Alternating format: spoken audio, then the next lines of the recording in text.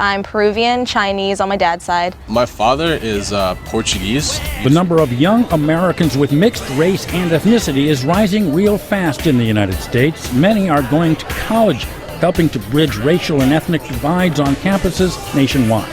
On my mom's side, I'm Irish, German, French, Cherokee, and Shawnee. My mother is Haitian and African American. Statistics on race and ethnicity are used by government agencies to assess discrimination against minority groups. There are 4 major classifications of race in the United States: white, black, Asian, and American Indian. These classifications are mostly based on skin color.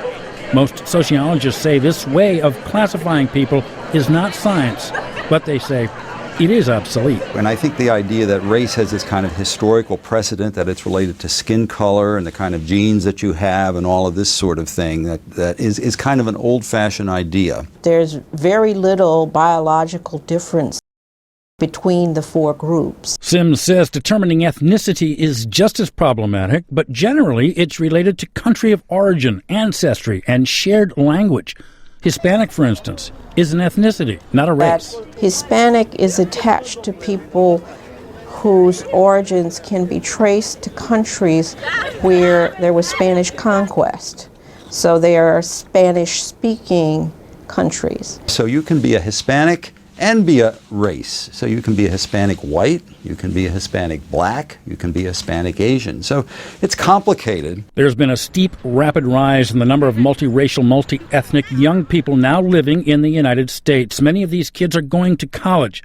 The opportunity for higher education was not there for many of their parents. Encounters with people of different race do tend to change stereotypes that people have. Because a lot of times for students coming to college for the first time, it's the first time we've really been placed in such a diverse and different environment. Rita's heritage is Chinese. She was born and raised in the United States. Areeb and Muneer are also students born and raised in America. I identify myself first as a Muslim, so I identify myself from where I was born and raised and where I originally come from. So I guess you can say I'm Muslim, American, Bengali.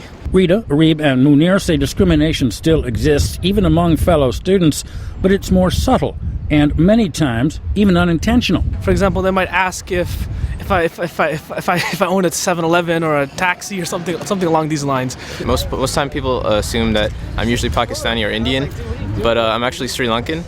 Rita says another question loaded with cultural cluelessness is when she's asked if she's Chinese or American. I'm both of these, and I don't think I necessarily have to pick.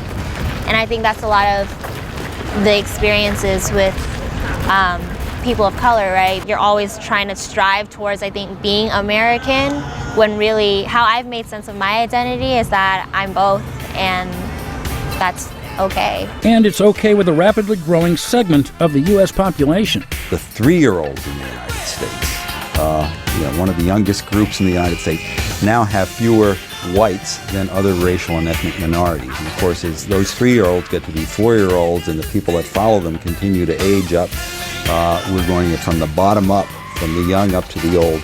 We're going to become much more global and much more racially and ethnically diverse. Am I Chinese or am I American? But really, I'm both of these.